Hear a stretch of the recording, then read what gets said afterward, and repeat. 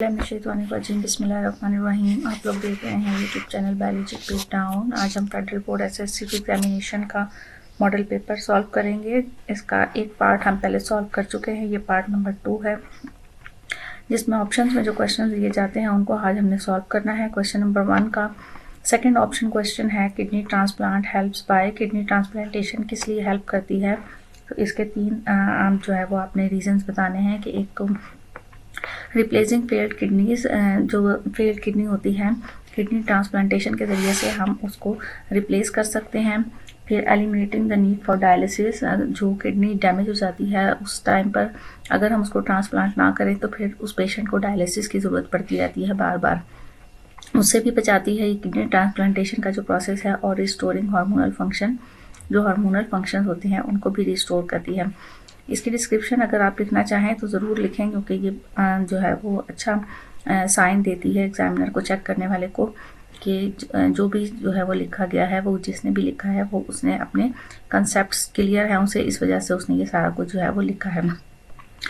लेकिन अगर आप इसको सिर्फ हेडिंग्स में ये 3 हेडिंग्स लिख देते हैं तब भी आपको जो है वो नंबर मिल जाएंगे। तो नंबर 2 जो आपसे पूछा गया है वो ये है कि if a chromosome lacked a kinetochore during cell division, अगर सेल डिवीजन के दौरान में काइनेटोकोर नहीं होगा तो क्या होगा? काइनेटोकोर बेसिकली क्रोमोसोम का एक पार्ट होता है, एक ऐसा पार्ट होता है जहाँ पर स्पिंडल फाइबर ने अटैचमेंट करनी होती है सेल डिवीजन के दौरान में।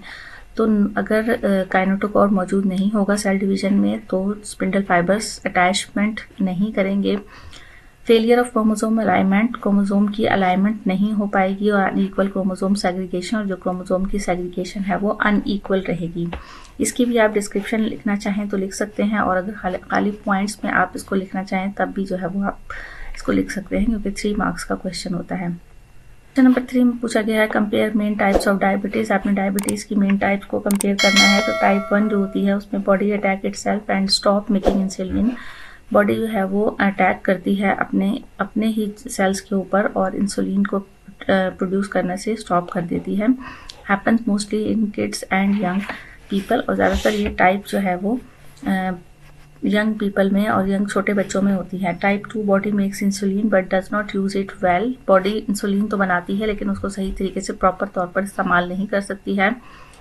Type 2 weight diet and family history, और ये अमूमन उन लोगों में होता है जिनका वेट बहुत ज़्यादा हो जाता है या डाइट की वजह से होता है, या फिर उनकी फैमिली हिस्ट्री में ये डिजीज़ जो है वो मौजूद होती है। Additional happens only during pregnancy and usually goes away after birth, ये एक ऐसी डायबिटीज़ की टाइप होती है जो कि प्रेगनेंसी के दौरान हो जाती है और बर्थ के बाद ये ख़त्म हो जाती है। एक और डायबिटीज़ की टाइप होती है LADA, जो कि स्लो टाइप होती है।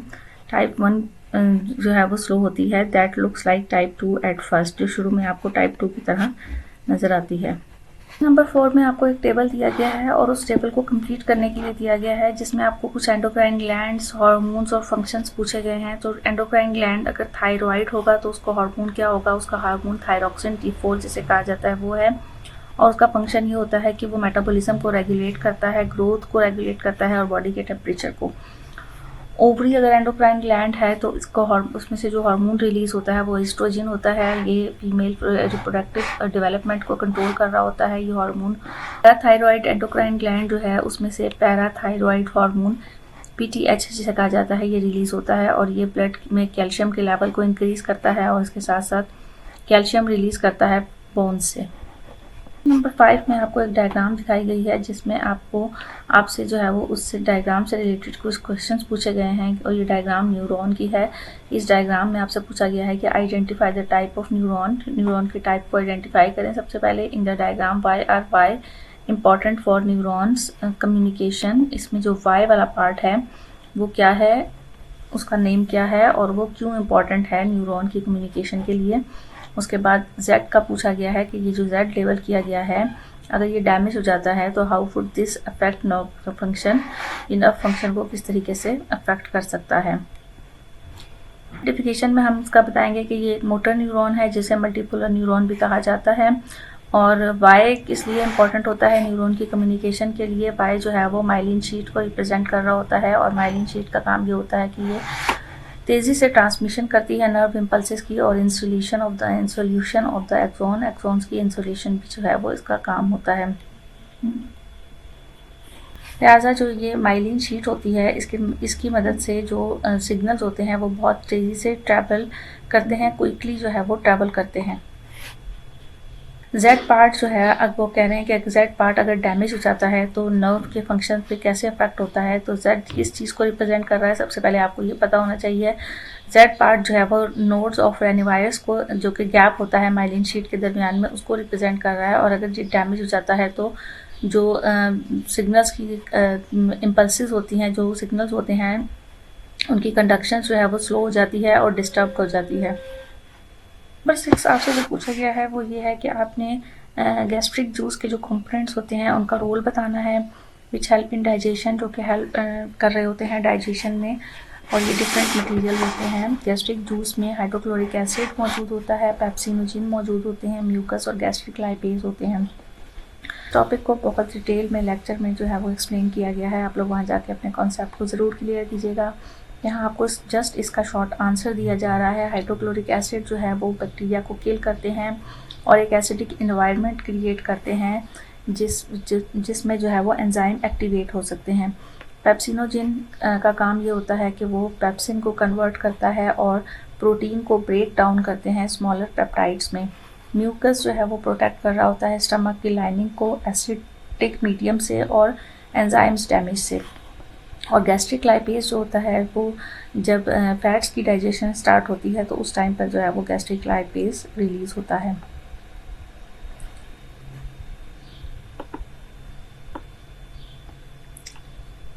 नेक्स्ट क्वेश्चन आपको जो बताया गया है, पूछा गया है, वो आपसे क्वेश्चन पूछा गया है कि what is BT cotton and why it is important in Pakistan.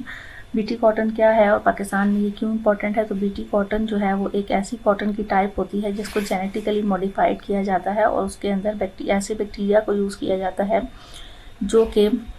जिसके अंदर ये एबिलिटी होती है कि वो अपने जो भी हार्मफुल इंसेक्ट्स होते हैं जो उस क्रॉप के ऊपर हमला कर सकते हैं, जैसे कि बॉलवर्म्स वगैरह हैं, उनको किल कर सकता है। उसमें से ऐसा पॉइजन रिलीज़ होता है जो कि उन इंसेक्ट्स को किल कर देता है।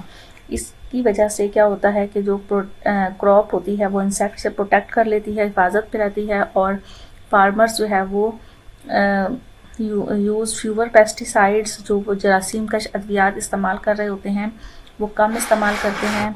कॉटन की प्रोडक्शन इंक्रीज़ होती है और जो फार्मर्स हैं वो ज़्यादा से ज़्यादा मनी अर्न करते हैं। क्वेश्चन नंबर 7 आपसे ये पूछा गया है कि complete the following table relate to diseases. एक टेबल दिया गया है और आपको इसे कंप्लीट करने के लिए दिया गया है। इसमें किसी में एग्जाम्पल बता दी गई है, किसी में डिजीज़ और किसी में जो है वो पैथोजेंस। तो एक टेबल आप लोगों के लिए यहाँ पर कंप्लीट कर दिया गया है। बैक्टीरियम पैथोजन जो है उसकी एग्जाम्पल में सैल्मोनेला टाइफी आता है और डिजीज़ उसकी वजह से टाइफाइड होती है। फंगस पैथोजन जो है वो उसकी एग्जाम्पल में ट्राइकोपाइथन आता है और इसकी वजह से रिंगवॉर्म डिजीज़ होती है। और प्रोटोजोआ पैथोजन जो होता है उसकी एग्जाम्पल में प्लाज्मोडियम है और इसकी वजह से मलेरिया डिजीज़ कॉज करता है ये। नंबर 9 जो है वो उसमें आपसे एक फ्लो शीट डायग्राम के बारे में पूछा गया है। स्पर्म की किस तरीके से स्पर्म फॉर्म्ड होते हैं उसको लेबल करना है स्टेजेस वाइज, और टाइप ऑफ सेल्स जो इन्वॉल्व हो रहे होते हैं वो भी उसमें आपको बताने हैं। तो एक फ्लो शीट डायग्राम बतानी है जिसके अंदर स्पर्मेटोगोनियम होते हैं। सबसे पहले उसमें माइटोसिस का प्रोसेस होता है जिसमें डिप्लॉयड स्टेम सेल जो है वो यूज़ हो रहे होते हैं।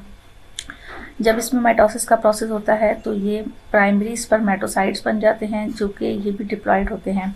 उसके बाद इसमें मियोसिस 1 का प्रोसेस होता है। मियोसिस 1 के प्रोसेस में चूँकि क्रोमोसोम्स की तादाद हाफ हो जाती है तो उस वक्त सेल जो है वो हैप्लॉइड फॉर्म में हमें मिलते हैं जिन्हें हम सेकेंडरी स्पर्मेटोसाइट्स कहते हैं। सेकेंडरी स्पर्मेटोसाइट्स के बाद मियोसिस 2 का प्रोसेस होता है और ये स्पर्मेटिड्स में कन्वर्ट हो जाते हैं। स्पर्म हैप्लॉइड ही जो सेल्स हैं वो हैप्लॉइड ही रहते हैं। उसके बाद स्पर्मेटोजेनेसिस मैच्योरेशन का प्रोसेस होता है और मैच्योर होने के बाद ये स्पर्मेटोजोन में या मैच्योर स्पर्म में कन्वर्ट हो जाते हैं। नंबर 10 में आपसे पूछा गया है कि एल्वेलाई के कैरेक्टरिस्टिक्स बताएं जो कि गैसेस एक्सचेंज के लिए मोस्ट सूटेबल होते हैं। तो एल्वेलाई जो है वो उनकी वॉल्व्स बहुत थिन होती हैं, 1 सेल थिक होती है। इसकी वजह से गैसेस जो है वो इजीली पास हो जाती हैं, क्विकली पास हो जाती हैं। इनका सरफेस एरिया ज़्यादा होता है, इसलिए ऑक्सीजन ज़्यादा से ज़्यादा एब्जॉर्ब होती है। इसके साथ साथ जो है वो बहुत सारी कैपिलरीज मौजूद होती हैं ताकि गैस एक्सचेंज जो है वो फास्ट हो सके।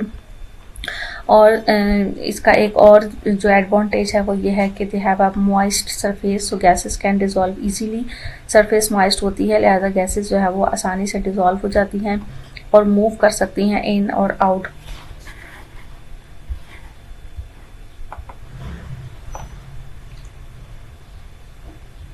क्वेश्चन नंबर 11 में आपसे डिफ्रेंशिएशन पूछी गई है in situ and ex situ bioremediation के बारे में। तो इनके जो डिफरेंसेस हैं उसमें इन सीटू और एक्स सीटू का डिफरेंस में डेफिनेशन सबसे पहले आएगी। डेफिनेशन में आप बताएंगे कि treatment of contaminated material as its original location. जो कंटेमिनेटेड मटेरियल होता है अगर आप उसको ओरिजिनल लोकेशन के ऊपर ही ट्रीट करते हैं तो वो इन सीटू होती है, और अगर आप उसको किसी और जगह पर या फिर आप उसे रिमूव कर देते हैं तो वो उसको जो है वो एक्स सीटू बायो रेमीडिएशन कहा जाता है। डिस्टर्बेंस में इसके आ जाता है कि मिनिमल सरफेस डिस्टर्बेंस होती है, और एक्स सीटू में हाई डिस्टर्बेंस होती है। रिक्वायर्ड एक्सक्यूवेशन एंड ट्रांसपोर्ट, वहाँ से लेके जाना, वहाँ से जो है वो उसको रिमूव करना, ये एक लंबा काम होता है और उसको ट्रांसपोर्टेशन का भी जो है वो वक्त रिक्वायर्ड होता है। कॉस्ट में इन सीटू में लोअर कॉस्ट होती है but less control over environment conditions, और एक्स सीटू में हायर कॉस्ट जो है वो इस्तेमाल की जाती है। कॉस्ट ज़्यादा होती है but precise control over permanent light temperature and nutrients. Situ की एग्जांपल्स में bio venting, bio spraying, bio augmentation आ जाता है, और एक्स सीटू की एग्जांपल्स में land farming, bio spoils, slurry bio reactors जो है वो उसकी एग्जांपल में आप लिख सकते हैं। इसमें इन सीटू में जो टाइम है वो स्लोअर प्रोसेस होता है, जो एक्स सीटू का टाइम है वो फास्टर होता है ड्यू टू इंजीनियर्ड सिस्टम की वजह से। तो ये हमारा सेक्शन बी था जो कि फेडरल बोर्ड की तरफ से जो मॉडल पेपर दिया गया है उसको हमने सेक्शन बी को सॉल्व किया है। सेक्शन सी को भी हम जल्दी सॉल्व करके आप लोगों के लिए अपलोड कर देंगे। साथ रहिएगा इसी यूट्यूब चैनल बायोलॉजिक ब्रेकडाउन पर। अपना बहुत ख्याल रखिएगा। अल्लाह हाफिज़।